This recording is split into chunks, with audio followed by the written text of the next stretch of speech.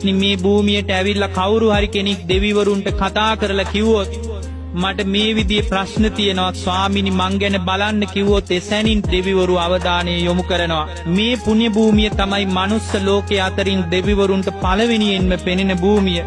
වන්දනා නොකලත් මේ පුණ්‍ය භූමියේදී මේ මහා සෑය දිහා බලාගෙන හිටියත් කුසල් වැඩෙනවා. ජීවමාන බුදුරජාණන් වහන්සේ උන්වහන්සේගේ අනුහසට මේ ඉදිවුන මේ සෑය දිහා බලාගෙන හිටියත් අප්‍රමාණව කුසල් දහම් වැඩෙනවා.